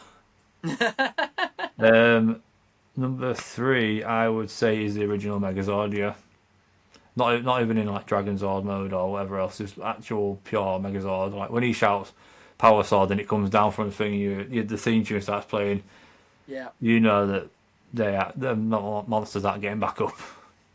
Yeah. Number 4. What have I just said? Wild Force Q-Rex. Mega Voyager. The Mega Voyager. Mega Voyager, yes. See, that was tough for me between the Astro Mega Ship and the Mega Voyager. I even like the Astro Delta Megazord. The Zords in that season were pretty solid, apart from Silver Rangers. But the Mega Voyager was just... I almost put the Mega Voyager in my top 5. Almost. I think what does it for me is that was one of the only toys I didn't have as well.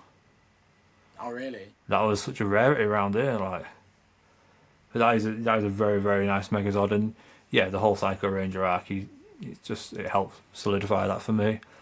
Number 5 is a Titan Megazord from Mystic Force. Oh, okay. I like the individual like Zords, and they can do whatever. Then it can turn into like the Dragon mode where he's riding the dragon. I thought that was pretty cool. And then obviously, it Yeah. goes into Megazord mode. Yeah. I tell you one Good shout. Megazord I hated, and that was the SPD base sword thing. Yeah. Yeah. I talk with a fair bit of fondness about SPD because I thought it was a fun season, but yeah, the Zords on the whole sort of let that season down. The first one was alright. I mean, it was pretty cool that they could then go onto the bike. That was alright. It Yeah. worked, but it wasn't the greatest. Did it need to go on a bike though? That's No. the thing. And again, like SPD came out in when? Oh, 2005. I was about to say I'm too scared to work it out. But 2005, we started to talk about time when I left high school. So I'm probably seeing Power Rangers and telling myself I'm too cool for Power Rangers at that sort of age. You're looking at it with different eyes, and maybe looking back on it then, I was probably thinking, why does it need a motorbike? It's a fair point now, yeah. I mean, from the toy aspect, it's pretty cool. Yeah, agreed. And like I said, when I get to SPD on my rewatch, I'm now looking at it. I think nostalgia really helps. Yeah. I think you can enjoy things a lot more when you look at them nostalgically. So I might even love it. It might even make my top 5 one day. Next time we come on, you've got a Delta Megazord behind you. Kev's going to cosplay as a Delta Megazord. Definitely will never be an Omega Megazord. Jesus. Oh, Christ. Right then, so Rangers, your best of each colour. Exclude Tommy. Colour? We'll exclude Tommy because he can take half of them. Okay, what about if I can just put Tommy in one colour? Okay, yeah. All right, assign him to one colour. So green Tommy. Yeah, that was an easy one. Okay. I think we've already established TJ's my blue. Yep. And again, I keep saying it. It's just a disclaimer. These will probably all come from Zordon era or at a point where I was still a child. Pink, again, I think for anyone paying attention, is pretty obvious. It's Jen. Yep, I agree with all 3 so far for colours. If I've gone green for Tommy, although he wasn't as strong a Black Ranger, because of what he becomes in later seasons, I'm going to put Adam as my favourite Black Ranger. Okay. Because maybe I'm just putting him in because he's one of my favourite Rangers, and I feel like he needs to be on the list. So he's going to go down as my favourite Black Ranger, despite the fact that I think he was a stronger Green Ranger. Okay. What colours haven't I said? I mean, you can switch him around. Tommy can go black and Adam can go green. No. Because Okay. it's Green Ranger. When you say the Green Ranger, there's only one Green Ranger you really. You've got red, you've got yellow. I mean, you got red. I want a bit longer to think upon because I think there's so many strong characters you can put in there. You've got white. Oh, white. That might be a bit difficult now that I've made Tommy the White Ranger. The Green Ranger. Yeah, yellow, white, red. I mean, there's different shades of blue, but we won't go into that. No, we'll just stick with blue. And as I said, I've gone with TJ. White. For some reason, his name eludes me, but I'm going to go with the Dino Thunder. Trent, yeah. Trent, there we go. Thank you. Great For some reason, it was struggling me. Another Ranger turned good. Yep. Who also got nerfed as soon as he became good. Yeah. As I forgot that for some reason. Yellow, I'm struggling on. Okay. I don't know why I'm struggling. See, when I tell you my yellow, you're going to think, how have I not thought that? Maybe. I mean, the silver as well, but I only know of 2 Silver Rangers, so it's kind of pointless. Well, yeah, I mean that's what I was thinking. Rather than going for like a Silver Ranger and a Gold Ranger, because Yeah. there's not many of them, I'll avoid picking those out. We'll do Ally of the Rangers as well. What overall favourite? Yeah, like like you got the Magna Defender, you got Ninja, you've got like Blue Centaurian, them sort of characters. Oh, Blue Centaurian, good shout. Oh, okay. Let me decide on a Red Ranger first, and then I'll decide on an ally. Okay. I think Red Ranger. I think I'm gonna go Andros Ooh, okay. because I just love his introduction. Yep. Absolutely love his introduction. Um, And the fact he had to kill Zordon. That's a big burden. and again, that's the thing. Like, I don't think there's many Rangers that would have been able to do that. Yeah. And I do. Again, when I was a kid and I saw this guy with multicolour hair and ponytail, early days Jeff Hardy over there. Do you know? Yeah, yeah, yeah. Although not as many colours as Jeff Hardy. But yeah, Always many drugs. no, definitely. Well, you never know. Definitely not. Yeah. Morphine time. Sorry, Jason and Austin St John, if you ever watch this, but I think I'm going to go with Andros. And Ally. Oh, there's some good ones. I realised we just haven't made any sort of like recognition of the Alien Rangers. No, we just glossed straight past them, didn't we? Yeah, I mean, there's not much to go. Aliens of Akratar. Yeah. I can't believe we glossed past them. Well, That's terrible, isn't it? Kind of understandable, though, isn't it? Like, No. yeah, exactly. Yeah. Walking around like Mr. Blobby.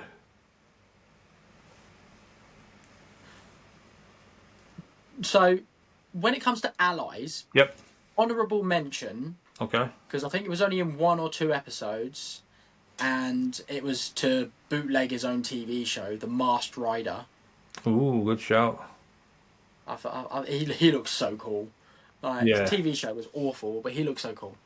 I'm mean, gonna go with the Magnum Defender. Okay. And I think you got the fact that you got to a point where the powers were passed on, and you knew who the Magnum Defender was. I think you had a bit more of a connection to him. Yeah, he got a morph as well. I think he looked really cool because he looked like a human-sized Megazord. Mm-hmm. I am going to apologise for Ninja for not mentioning him as my favourite, but yeah, I think Magnum Defender's such a cool name as well. I think the thing that ruins it for me with him is he started off as like a vigilante sort of thing, didn't he? Like he wanted revenge or whatever, and then I feel like he got watered down when he became just another guy with a morpher. Yeah, true. That it became less believable that he could turn into a giant thing and ride the Taurazord, because like as a Magna Defender before, you didn't know who he was underneath there. You know what I mean? You didn't know that could have been a possibility from whatever race or alien he was. He could have been anyone from anywhere. Yeah. He could have had any mystical origin, but yeah, I think for the most part for me he gets in because you do see him morph. Okay. And yeah, okay, the original Magnum Defender's probably cooler, but he still looks awesome. I'm just going to quickly throw 2 more on there for you then. Mentor and Villain. Not to mention you didn't name a Yellow Ranger, by the way. Did I not? No. Poor Yellow's not getting any love. Do you know what? The thing is, I think that's a perfect thing to say. I don't think the Yellow Ranger gets enough love in most seasons. I'm struggling for a Yellow Ranger. I mean, you don't have to pick one. I just didn't want you to feel like you go off this and then you think, shit, I didn't even say that one. You know what? Purely because I'm going to pick the OG. I'm going to go with Trini. Okay. Not any main reason why I'm picking Trini, because again, I think I'm not saying the Yellow Ranger is the worst Ranger in every season, but I just think for most seasons the Yellow Ranger is the least standout Ranger. Yeah, they don't sort of have their own thing to shine, like opportunity there. Yeah. Mentor is Zordon, and I will fight anyone who says anything otherwise. Like, he's Zordon. Yeah. Without Zordon, we don't get anything. So I'm gonna say Zordon. And did you say Villain? Yeah. So I've got to pick one villain. I mean, it could be the main villain. It could be like a monster of the day. It could be a Goldar. You know what I mean? It could be anyone. Just like. I love Goldar, but I think it's got to be the Psycho Rangers. Yes, I fully agree with that. It's absolutely got to be, unless I flip it and then I make Tommy the villain, Adam the Green Ranger, but that's going to complicate things too much. So we're going to go with the Psycho Rangers. Okay. I think, yeah, and I think there's so many what ifs with the Psycho Rangers as well. Yeah. I think you could do a season where you follow the Psycho Rangers. Well, they made a comic, didn't they? They did, yeah. That was quite good. Yeah, I completely agree. But like, I think what we got with the Psycho Rangers, absolutely awesome. But could we have got more? Yes. Did I want more? Yes. I think it would have been really awesome as well if they could like jump, like reality jump, and then like I know I'm fantasizing here, but like you could get like every episode they're fighting a different team of Rangers. Yeah, that would be a very, very good crossover. Really cool. That'd be really cool. Like going through different timelines and stuff. Yeah. Okay. Yeah, I think that'd be really cool. Good luck, because now you've got to do your list now as well. Let's see. Green is going to be Tommy, obviously. White, I'm going to say, is Alyssa from Wild Force. Oh, do you know what? Alyssa almost got there for me. Yellow, Taylor from Wild Force. Told you. Yeah. Maybe. Like she's easily the strongest Yellow Ranger.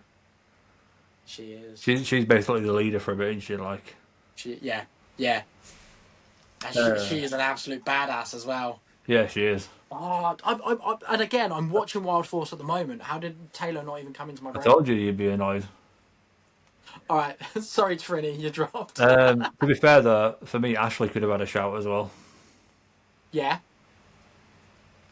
Again, strength. Pink is always going to be Jen. Kimberly's just a damsel in distress. Kat starts off as a damsel in distress. Like I said, Kimberly, probably my first crush. Yeah. But I will never forgive her for what she did to Tommy. Cassie is a good shout, to be fair, for Pink as well. She was a strong character. She's a good shout. Maya for Yellow as well. She was a shout. Oh. Like, she looks unbelievable as well. Sorry, Neve, but she does. Yeah. Blue, yeah, TJ. I mean, Billy's obviously going to be up there in the conversation. Mm-hmm. But for me, TJ does it. Black, I'm going to say Adam in his Ninja costume. I'm a frog. I love them Ninja costumes. The blue one looks really nice as well. Like, I don't know why, I just love them costumes. Yeah, they are cool. Or maybe even black movie costume, not the new movie, like the original one. You got like metallic armor and coins in the middle. And yeah, like yeah. I just think Adam deserves to be on that list. I do. I think he's anyone that doesn't say Adam's one of the best Rangers. I don't know if it's worth me talking to them. I don't think we're ever going to see eye to eye. Red. So a lot of people shout for Leo, don't they? Yeah, Leo's a shout. I don't see it though. Like he obviously becomes worthy of being the Red Ranger. But, like he became it by chance because his brother fell in a hole. Yeah, that's it. Like if you look at Jason was alright, but obviously I know the reasons why he left the show or whatever. But for me, he just like relinquished all responsibility without any sort of a fight. Yeah, and also with Jason is, and I know, like, you know, if we're talking behind the scenes, he got replaced as the leader Yeah, because yeah. of Fleeting. But if we talk about it from a storyline perspective, he was the leader and he got ousted as the leader Yeah, because a better Ranger came along. we've got a new White Ranger. He's in charge now, and it's just Yeah. like Jason didn't even question that. No, that's it. Like Zordon just came along and was just like, "Yeah, he kicked your ass as the Green Ranger. We've made him the White Ranger, and he's taken over." Yeah, Andros is a good shout, but you know I'm going to pick Carter. I know you hate that season. I know you hate the season, but So, but having said that, realistically, the guy was having a hero said that, before who was Power Ranger. I do. I even said this to Steph, my other half. I said the one thing I do like about Lightspeed Rescue is Carter. Yeah, I think he is a good Red Ranger. I thought you were gonna say Wes. he was, but he was a very very good Red Ranger. I mean, Eric's a good Quantum Ranger. Is that red? Is that technically red? Technically, it is. I don't like Eric. I think As the Quantum Ranger, I yeah, love the Quantum Ranger, but Eric as a person, I can't stand him. I think that's the whole point, though. So yeah, it is. But for me, like because of Jen being such a strong character, it made it so much harder for him to become the leader. Like to be yeah, the I think it. stereotypical Red Ranger would be a leader sort of role. That made it a lot harder for him. Not that he wasn't a great character, and you know we've said about how great he was, but Yeah, but I think it is very late on that he becomes the convincing leader. yeah, exactly, yeah. Yeah, yeah. So yeah, for me, it's going to be Carter. Like he just he was picked to be a Red Ranger for a reason. I I think if we were ranking Red Rangers, I think Carter would make my top 5. So And not not too not too dishevelled by your choice there. I seen some other content creator, and he basically points out that Carter somehow turns everything into a gun, This is true. and I can't see past how funny that is now as well. It's so true. He does. Like he goes, the guy. I remember the exact thing he goes. He's on about Carter. He's like being the greatest, and he goes, "The man put on a bicycle." Like that is so true, isn't it? Like, It's true. the man put on a bicycle. And I was like, I can't see past that now. Yeah. Mentor, yeah, it's gonna have to be Zord. I mean, Doggy Kruger gets a shout. Oh yeah, absolutely. I'm by no means saying there's not some great mentors No, out there, but and like, Village, yeah, it's got to be Psycho Ranger, but again, Master Org comes very. And you know what? She deserves a shout for this Diva Talks. Like she captured Zordon. I love Diva She Talks. broke the power chamber. Like I absolutely love Diva Talks. So again, Steph, my other half, she's also a cosplayer. right, I'm trying to convince her to do Diva Talks right, okay, because obviously I'm not the Green Ranger ever met Diva Talks, but it seems to be the only outfit that she's looked at that she'll be like, yeah, I could wear that. So trying to convince her to do Diva Talks, and eventually I will do the Red Zeo Ranger, so it'll make sense. Red Turbo yeah. Ranger even. But no, Master Org was just he literally killed the Wild Zords, man. Like that. He Yeah. jumped up to Yeah. Animarium and knocked it out of the sky. Yeah. Like he was a serious So guy. many good villains though. Like honourable mention to Goldar. I think he was like the original, like. Yeah, I didn't like how much he just became a guy. comedy character. Especially when Rito come along, it was they were just a comedy double act, and they sort of like got undone. But like those first few episodes where like Goldar was like Rita's big bad. Yeah. I mean, That's to the be Goldar fair, I always think of. Zed as well. When Yeah, Zed first yeah, appeared, absolutely. that was terrifying. Yeah, like he really was. I didn't like the what's it called? Scorpius in Lost Galaxy. That made no sense. There were a few along the lines that don't really make Like sense. Drakina And really redeemed that season. what's that? Drakina, she really redeemed that Trakina season. was. I mean, there you go. There's another shout for, like, if we were to do top 5 villains, Trakina. Yeah. But I also feel like sometimes the right villain was in the wrong season. Yeah. I think that happened a few times. But you didn't choose an ally. Ally, oh yeah. The Phantom Ranger. Good shout. Good shout. I mean, he shows up in Turbo, obviously, and does what he does and gives them new Yeah. Zords, but it's the fact that he gave the Space Ranger the Delta Megazord, and then you got to see the Astro Delta Megazord. Like, that is... I mean, they nerfed him, obviously, with his Red Diamond going missing or whatever, but like he still brought to the team, even though he couldn't be as powerful in the fight. Yeah. Yeah, no, he's up there. I wish he had it, like, if you got to see him in a Zord or a Megazord. Yeah. Yeah. You never found out who it was either. That would have been pretty cool. No, that's it. You never do. No. Never do. But hence Phantom Ranger. I mean, they did make a comic where Correct. they did reveal his identity, but I've never read it, so... Oh, I've never read that comic. I think it's because I want to maintain the belief that he's somehow Billy. That's what it is. Oh no, that's gonna be canon in my head now. Like, Billy goes back to Aquatar because he's aging too quickly and they fix him. And then suddenly, a season later, the Phantom Ranger turns up. Oh my god. Oh my god, Phantom Ranger's Billy. Oh, that's blown my mind. Yeah. Yeah, I'm accepting that from now on. Anyone ever question me on that? That's all I'm gonna say. So, before we wrap this up then, is there anything else you want to talk Ranger-wise? I mean, I feel like we could go on for hours. Yeah, I also feel like that, yeah. But I also am conscious of the fact that we've almost talked for 2 hours about Power Rangers.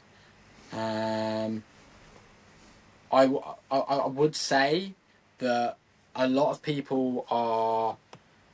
There seems to be a divide at the moment where everyone's talking about, they're talking about reboots, but it only seems to be Mighty Morphin. They need to reboot X, Y, Z. But I think if we do reboot and we do start again, you've got to start with Mighty Morphin. You have to start from the beginning, yeah. Absolutely, and like, maybe the story does change along the ways. Like, maybe we do mix it up. Maybe Mighty Morphin then become in space, and we change the timeline along there. But I think we've got to start with Mighty Morphin. Yeah. Do we need a reboot? I don't know. I'd love for them to give the movie another go. I always thought it'd be a great. You could have. Again, I'm making Tommy Oliver the main character of this fantastical series of movies that I thought of. But you have the first movie, very similar to what we had in the 17. That's right, yeah, 2017. 2017, where at the end we hinted at Tommy. Yep. I think we could easily have that, and then the second movie is the movie where Tommy's evil. Yep. The third movie is the story where Tommy's fighting to keep his powers. Right. Fourth movie, Tommy becomes the White Ranger. Fifth movie, they're on the hunt for the Zeo crystals. Yeah. Fifth movie ends with them becoming the Zeo Rangers. And then boom, you've got 5 movies. Yeah, they could easily go full MCU on it. They easily could. They won't, but I would love to see that. And maybe now that I've got my first of, I'm hoping, a fair few Power Rangers cosplays, maybe I might do a fan-made movie. I think the thing that'll be a make or break for them is it wouldn't even be how well the movie does, it'd be the toy sales. Oh, 100%. Which means then they also 100%. have to get the Zords right. Yeah, exactly. And I mean, do we mention the reignition toys at the moment? Yeah, we can do. I haven't looked to. I saw the Dragon Dagger and it looked like a Happy Meal toy when I seen a picture of it. Yeah, it's really small. Yeah, it just looked like it wasn't a high quality finish, but when you're paying £18, that's kind of what you're going to get in it. Agreed. I did buy a Morpher. Yeah. I've got a higher quality morpher that I'm going to use for my suit, but I just wanted like a cheap morpher just to use for like videos on like Yeah, TikTok yeah, and yeah, yeah. Instagram. So I'm actually painting it up to look like a master morpher rather than the grey morpher that it is at Standard the one, moment. yeah, yeah. It's definitely a child's toy. Yeah, so it's like It's I think it's designed to be like an introduction to Power Rangers for a minute. Yeah, yeah. Which kind of gives me the inkling that maybe they are going down the route of bringing a rebooted Mighty Morphin to fruition. Yeah, But I wouldn't mind. I wouldn't mind them maturing it a little. And I know that it's not going to be. I know they're not going to be able to mature it too much because, as much as Power Rangers is a TV show, then the money is in the toys. yep, But having said that, you've got a lot of nostalgia-filled adults like me and yourself yeah, that yeah, collect the toys nowadays. yeah, exactly. So, you could go down the route of collectibles rather than just bog standard kids' toys. I wouldn't mind a maturer version of it, sort of like so that you don't sit there thinking like feeling like you're watching a kids' TV show. Having Yeah, said that, most evenings I am sitting there watching a kids' TV show and I don't care. But it would be nice to have that sort of twist. But I do feel like with all the reignition stuff that's coming, I feel like it is perhaps an introduction to something in the pipelines that might be Mighty Morphin related. yeah, Just a theory though. yeah. I mean, the annoying thing about the last line is they didn't finish the helmets, they didn't finish the weapons. No. It wasn't even about the Zords or anything. It was literally like they brought out 6, 7 different helmets and didn't finish the full. So frustrating. Yeah. And Yeah. there was clearly going to release the Green Ranger helmet last because that's the one that everyone wanted. They were going to release the Power Blow last as a weapon because that's the one that connects them all together to make the Power Blaster. It's frustrating that it never came to light. Yeah. It probably won't. It's not even like they're gonna see the success of this and be like, oh yeah, we'll carry it on because that's never gonna happen now. No. No. Frustrating from a perspective of a Green Ranger cosplayer trying to Yeah, get hold of a helmet. So I've had to have one 3D printed that I've got to paint out myself. yeah, But again, being a cosplayer and like, so I'm planning on doing the Green Ranger in November. yep, Because it's also my birthday in November. okay, So I plan on living 5-year-old me's dream for my birthday, which is to be the Green Ranger. So the fact that I'm working on my own helmet kind of just means a bit more to me. yeah, yeah, So yeah, it is nice that I'm able to do that, but I'm by no means fantastic at making things, and it could go terribly wrong. yeah, And then I've got to scramble for a helmet, and they're very, very hard to come by. yeah. They are. I tried to get one Because, imported from America and it got delivered to some place in Texas. I had to like dispute for my money back.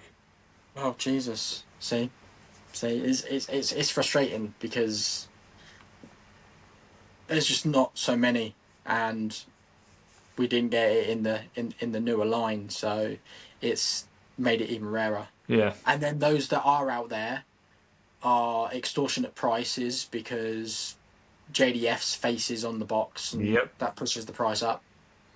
I agree. Same with the Master Morpher. Yeah, yeah. I never even got a chance to get one of them at retail price. Never mind what people charge for them now. No, I've got a resin printed one Yeah, off of Etsy that will serve as a belt buckle.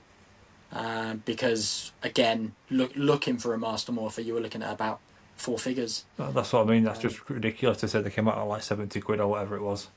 Yeah, yeah, it's crazy, absolutely crazy. So on that note, then, where are you cosplaying in November as the Green Ranger? MCM Birmingham. So it's a 3-day event. I'm Yep. doing another Dream cosplay that day as well because I'm so on the Friday I'm doing Dante from Devil May Cry. Okay. And again, doing my own piece of work as well, because I'm working on the sword from that game at the moment. That's another thing that I'm really desperate to try and find at some point for Green Ranger, which I will be doing on Saturday, is the Sword of Darkness. Yes, that's very rare, isn't it? Yeah. I'd love to get hold of a Sword of Darkness. So if anyone is watching this and either wants to send me a free 3D print or is a phone-smith and wants to do one for me because I am tapped out money-wise, please send it my way. But yeah, it'll be MCM Birmingham where I will be doing the Green Ranger for the first time. Okay. Funny enough, I was looking at going to that as well. That's a good shout. It's a nice con because being in the NEC is so spacious. Right.